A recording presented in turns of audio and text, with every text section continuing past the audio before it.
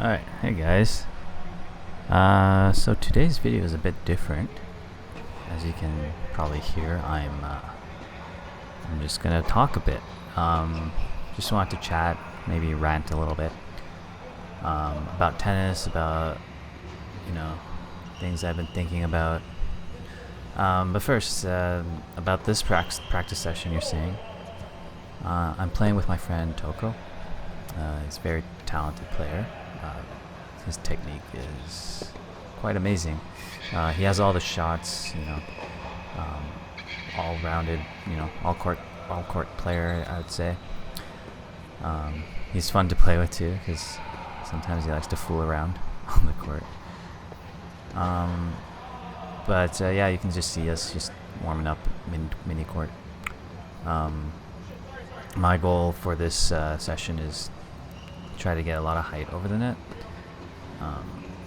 And I'm trying to refrain from hitting hard shots. Like I'll hit through fully, but I'm not trying to create any chances or even winners from this session. But once in a while, I might crack a few just for fun. Yeah, and another goal I'm trying to do is I'm trying to hit deeper, and I think height over the net, getting lots of height over the net is going to help with getting deeper shots. I realized that the way I hold my racket, it's like semi-Western. Actually, a fun fact, it used to be like super Western grip. And even crazier is I used to hit flatter with a greater Western type of grip. I don't know how I did that. Honestly, I can't even reproduce it anymore. But anyway, I realized because of especially my forehand, I have such a topspin friendly grip, and I do think I generate a lot of spin. I can sort of take advantage of that a bit better by hitting higher, hitting with a lot of spin. And consequently hitting a deeper ball. And I know from experience, I mean, I never got to hit against my own ball. No one can really, fully realize what their own ball looks like on the other side of the court. But I do know that when somebody hits a really heavy topspin ball close to the baseline, that's a tough shot to hit back. So that's my goal. That's a good shot by Toco there. See what I mean? Like, he hit a really deep shot near my feet, and that caused me to miss. So I'm trying to hit deeper, and I also want to try doing this while standing close to the baseline as much as possible. I think it's important to back up when the time's right. Especially when the opponent hits like a really deep ball and you have time to back up a bit. You can hit a cleaner ball, like a better quality ball. See, look at that. See, another deep shot by him, and I can't handle it. There's a deep shot by me. Another one by me. Yeah, so yeah, that's my goal. Like, I just wanna. Oh, those are 3 deep shots in a row. See, I mean, Toco's really, really strong player, and we're like 4-5 level. You hit 3 deep shots like that. Like, I think I would definitely not be able to hit those back consistently. So yeah, that's my goal this session. So yeah, while you're watching this, I guess you can sort of evaluate how well I'm doing. I guess I certainly am. And backhand side, I do want more height. I don't have as much spin as I do on my forehand, but for backhand, I just want to be solid. It's been, it's only been like 2 years since that I've felt really confident with my backhand. Before, it used to be a major weakness. Wasn't consistent. It didn't feel solid. People can pick on it, and I would struggle.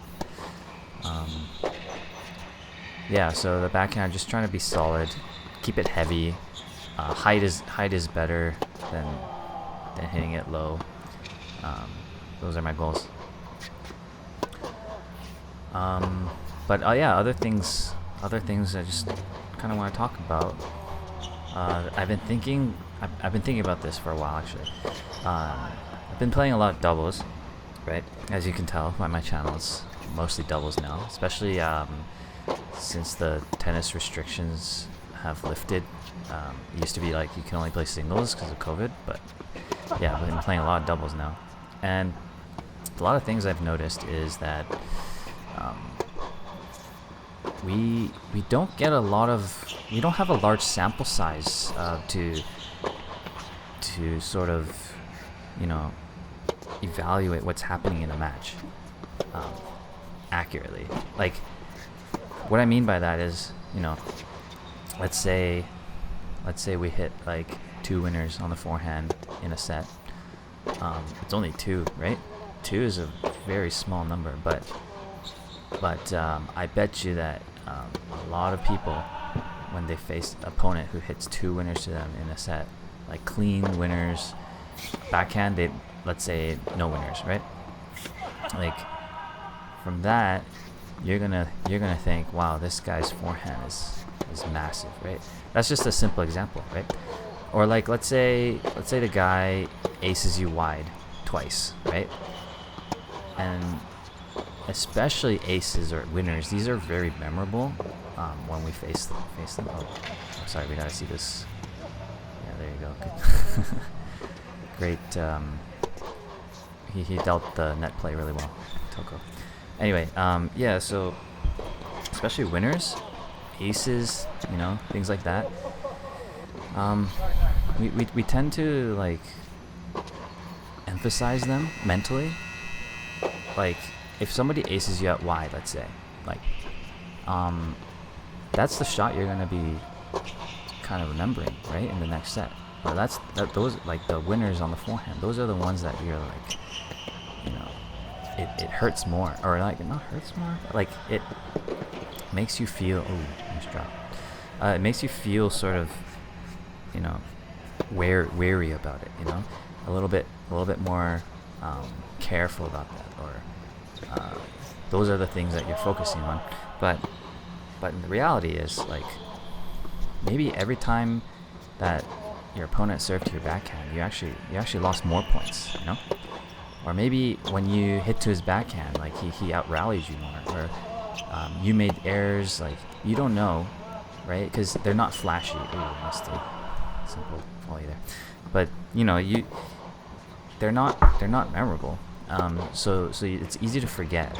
Like, no one's out there doing stats for you and then telling you, hey, first set, you know, you're hitting a lot of errors when they serve to your backhand side.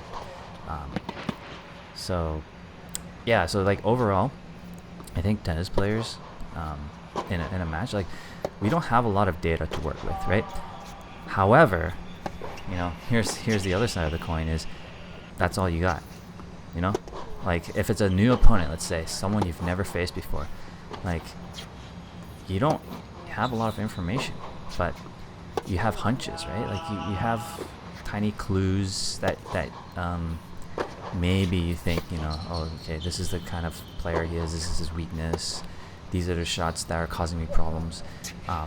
But a lot of times I feel is, what a random ass shot.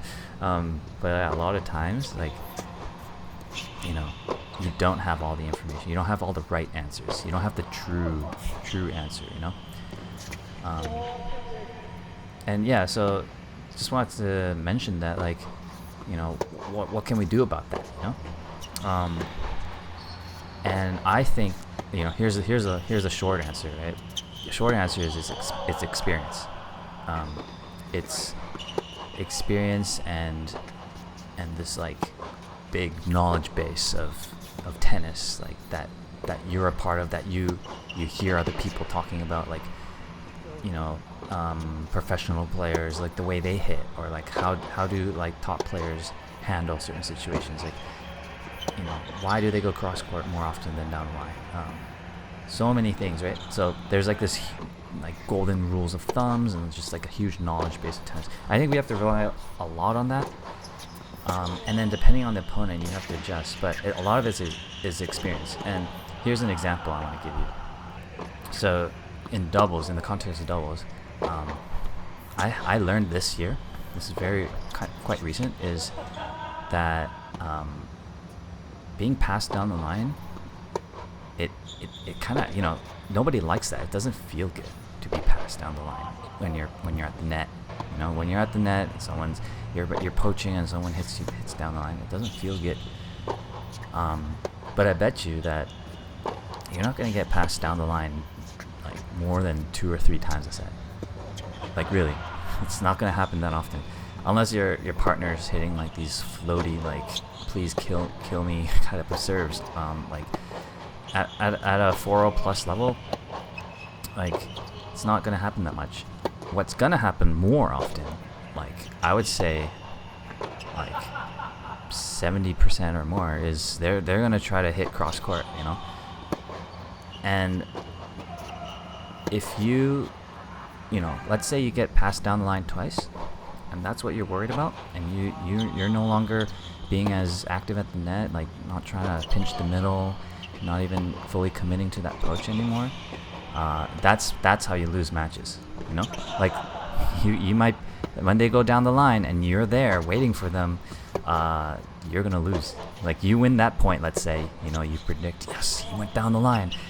You predict it, you volleyed it, like perfect shot, like nobody can touch it, it's beautiful. Everyone's thinking, wow, this guy is a psychic. Oh, that was a good backhand. Like that's how you're gonna lose, and that's something I just want to talk about that I've learned and I wanted to share too, is sometimes you just gotta let it go, so so I think you just kind of have to trust yourself, and this comes with experience again, right? Like experience will tell you that, hey, this guy went down the line let's say it's 2 times in a row, right? Let's say he passed you down 2 times in a row. Until he hits down the line, like I would say it, from the wise words of Louis Caillé, who's a famous coach, Canadian coach, top ATP coach. He says, like, his rule is you don't even think about the line. You don't even think about it until they pass you 3 times. Once they do that 3rd time, then you start thinking about it. Then you start thinking, okay, my partner hit like a short, easy ball. That's when you go down. That's when you might start like holding your ground a little bit. But yeah, so I think that experience, you gotta trust it, and that's how you win. Right? You don't win off of the flashy, like rare, memorable moments.